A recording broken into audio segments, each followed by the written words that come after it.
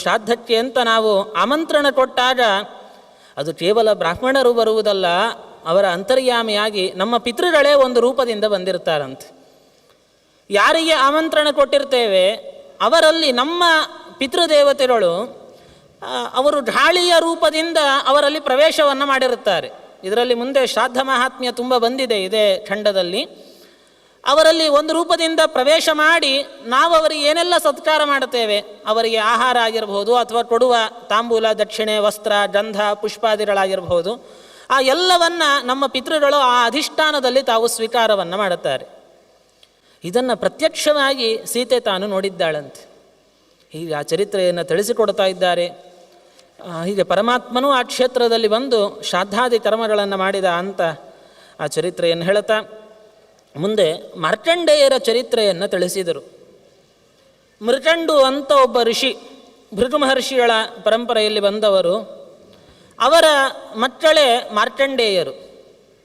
ಈ ಮಾರ್ಕಂಡೇಯರು ಚಿಕ್ಕ ಹುಡುಗ ಇರಬೇಕಾದರೆ ಒಮ್ಮೆ ಆ ಊರಿಗೆ ಒಬ್ಬ ಜ್ಯೋತಿಷ್ಯ ತಾನು ಬಂದಿದ್ದಂತೆ, ಒಬ್ಬ ಸಾಮುದ್ರಿಕ, ಅಂದರೆ ಕೈಯನ್ನು ನೋಡಿ ಲಕ್ಷಣಗಳನ್ನು ನೋಡಿ ಜ್ಯೋತಿಷ್ಯವನ್ನು ಹೇಳತಕ್ಕಂಥವರು.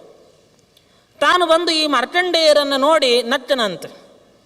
ಮೃಕಂಡು ಋಷಿಗಳಿಗೆ ಆಶ್ಚರ್ಯ ಆಯಿತು. ಅವ್ರು ಕೇಳಿದರು, ಯಾಕೆ ನಗ್ತಾ ಇದ್ದೀರಿ ನನ್ನ ಮಗನನ್ನು ನೋಡಿ, ಏನು ಕಥೆ ಅಂತಂದಾಗ ಆ ಬಂದ ಜ್ಯೋತಿಷ್ಯರು ಹೇಳಿದರು, ಈ ಮಗುವಿಗೆ ಹೆಚ್ಚು ಆಯುಷ್ಯ ಇಲ್ಲ, ಕೇವಲ 6 ತಿಂಗಳಲ್ಲಿ ಈ ಮಗು ಅದು ಮೃತವಾಗ್ತದೆ. ಇಷ್ಟು ಹೇಳಿಬಿಟ್ರಂತ. ಮಾತನ್ನು ಕೇಳಿ ಬಹಳ ಬೇಜಾರಾಗತ್ತೆ. ಆದರೆ ಏನಾದರೂ ಮಾಡಿ ತನ್ನ ಮಗನನ್ನು ಉಳಿಸಿಕೊಳ್ಬೇಕು ಅಂತ ಮೃಕಂಡ ಋಷಿಗಳಿಗೆ ಮನಸ್ಸಿನಲ್ಲಿ ದೃಢವಾದ ಸಂಕಲ್ಪ. ಅದಕ್ಕೆ ಒಂದೇ ಉಪಾಯವನ್ನು ಮಾಡಿದರಂತೆ. ಮಾರ್ಕಂಡೇಯರ ಚರಿತ್ರೆ ನನಗೆ ಗೊತ್ತಿದ ಹಾಗೆ 18 ಪುರಾಣದಲ್ಲಿಯೂ ಬಂದಿದೆ. ಅದು ಒಂದೊಂದು ಕಡೆ ಬೇರೆ ಬೇರೆ ರೀತಿಯಲ್ಲಿ ಅವರ ಚರಿತ್ರೆ ನಿರೂಪಣೆ ಮಾಡಿದ್ದಾರೆ. ಈ ಸಂದರ್ಭದಲ್ಲಿ ಈ ಒಂದು ಕಥೆ ಇಲ್ಲಿ ಬರ್ತಾ ಇದೆ. ಯಂಕಂಚಿದ್ವೀಕ್ಷ್ಯಸೆ ಪುತ್ರ ಭ್ರಮಮಾಣಂ ದ್ವಿಜೋತ್ತಮಂ. ಮೃಕಂಡ ಋಷಿಗಳು ಮಗನನ್ನು ಕರೆದು ಹೇಳಿದರು, ನೋಡು ಮಗು, ಇಂದಿನಿಂದ ನೀನೊಂದು ವ್ರತ ಹಿಡಿಬೇಕು. ಅದೇನೆಂದರೆ, ನಿನಗೆ ಯಾರೇ ಒಳ್ಳೆಯ ಸದ್ವೈಷ್ಣವರು ಕಾಣಿಸ್ಲಿ, ಮೊದಲು ಅವರಿಗೆ ನೀನು ನಮಸ್ಕಾರವನ್ನು ಮಾಡಬೇಕು. ಇದೇ ವ್ರತ ಅಂತಂದರು. ಅವರೇನು ದೊಡ್ಡ ಯಜ್ಞ, ಪೂಜೆ, ಜಪ, ಶಾಂತಿ ಏನು ಮಾಡಿಸ್ಲಿಲ್ಲ ಅವರು.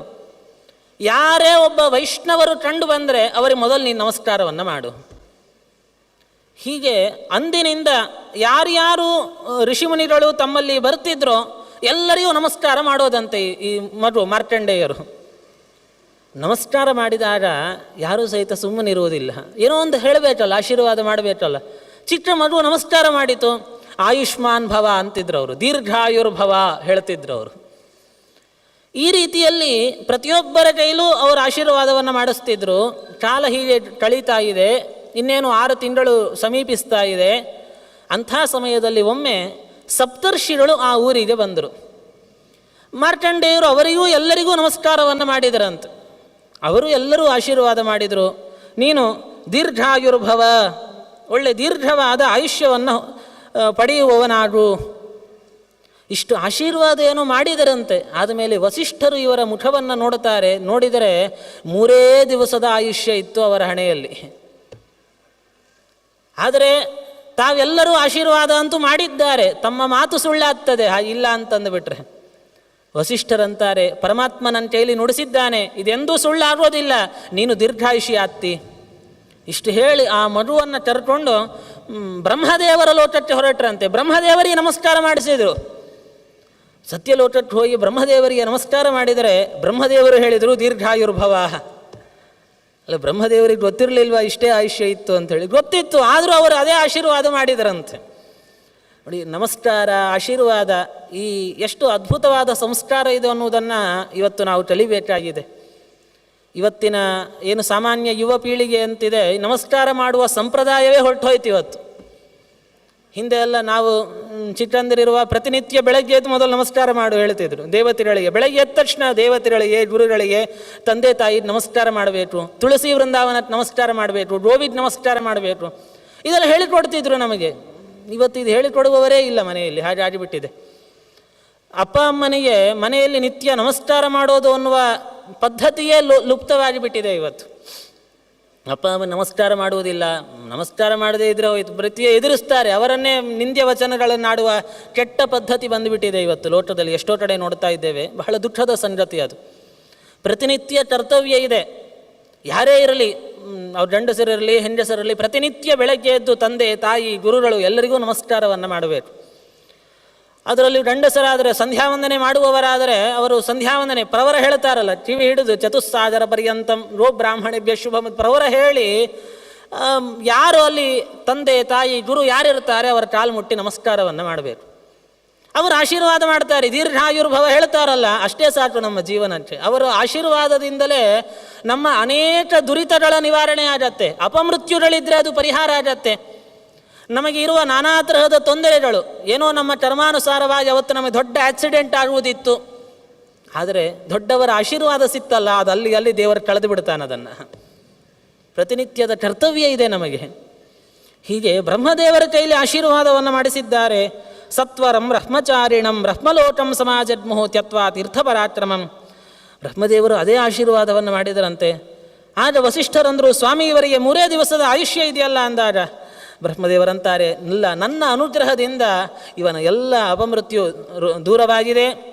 ಇವರು ಜರಾ ಮರಣಗಳಿಲ್ಲದೆ, ಜರ ಅಂದರೆ ಮುದಿತನ, ಹೀಗೆ ಜರ ಬರುವುದಿಲ್ಲ, ಮಾರ್ಕಂಡೇಯರು ವೃದ್ಧರಾಗುವುದಿಲ್ಲ, ಅವರು ಮರಣ ಬರುವುದಿಲ್ಲ ಇವರಿಗೆ, ದೀರ್ಘವಾದ ಚಿರಜೀವಿಗಳಾಗಿ ಇವರು ಜೀವನವನ್ನು ಮಾಡುತ್ತಾರೆ ಅಂತ ಬ್ರಹ್ಮದೇವರು ತಾವು ಹೇಳ್ತಾ ಇದ್ದಾರೆ. ಶಾಸ್ತ್ರಗಳಲ್ಲಿಯೇ ಒಂದು ಶ್ಲೋಕ ಬಂದಿದೆ, ಮನುಸ್ಮೃತಿ ಎಲ್ಲ ಕಡೆ ಅದನ್ನು ಉಲ್ಲೇಖ ಮಾಡುತ್ತಾರೆ. ಅಭಿವಾದನ ಶೀಲಸ್ಯ ನಿತ್ಯಂ ವೃದ್ಧೋಪಸೇವಿನಃ ಚತ್ವಾರಿ ತಸ್ಯ ವರ್ಧಂತೆ ಆಯುರ್ವರ್ಚಃ ಯಶೋ ಬಲಂ.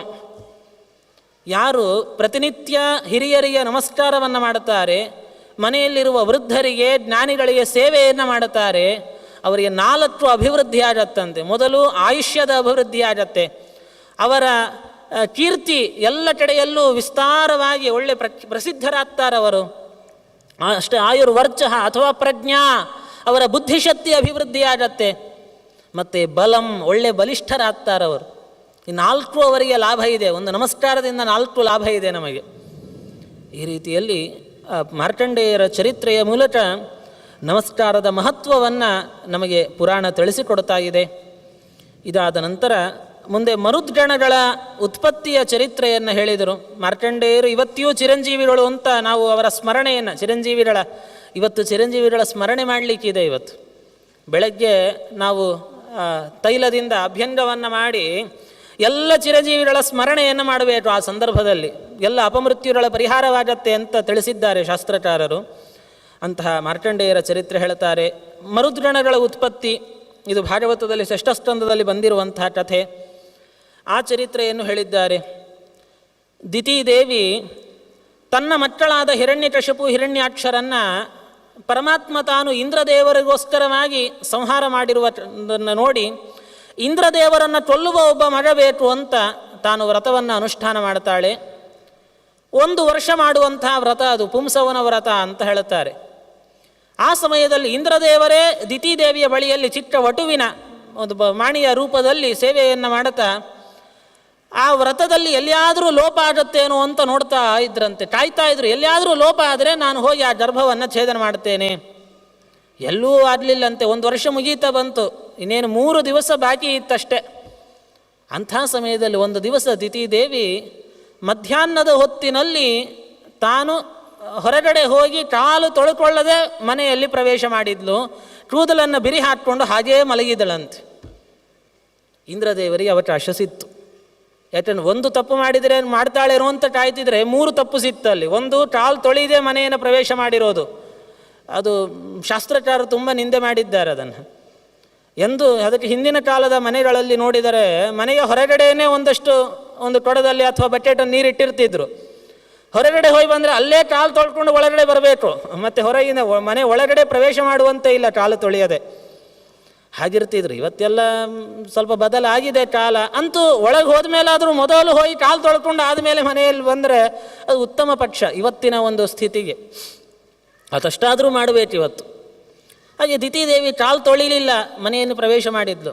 2ನೇದು, ಮಧ್ಯಾಹ್ನದ ಹೊತ್ತಿನಲ್ಲಿ ಆ ವ್ರತದಿಂದ ತುಂಬ ಸುಸ್ತಾಗಿ ಮಲಗಿಬಿಟ್ಲು. ಮಧ್ಯಾಹ್ನದ ನಿದ್ದೆ, ದಿವಾನಿದ್ರೆ ಅನ್ನೋದು ಶಾಸ್ತ್ರ ನಿಷೇಧ ಮಾಡಿದೆ, ಎಂದೂ ಮಾಡುವಂತೆ ಇಲ್ಲ, ಆ ಅಪರಾಧ ಮಾಡಿದ್ಲು. ಮೂರನೇದಾಗಿ ತನ್ನ ತಲೆ ಕೂದಲನ್ನು ಬಿರಿ ಹಾಕ್ಕೊಂಡು ಮಲ್ಕೊಂಡ್ಳು. ಅದು ನಿಂದ್ಯವಾದ ಕರ್ಮ, ಅದು ಎಂದೂ ಆ ರೀತಿ ಕೂದಲನ್ನು ಬಿರಿ ಹಾಕ್ಕೊಂಡಿರುವಂತೆ ಇಲ್ಲ.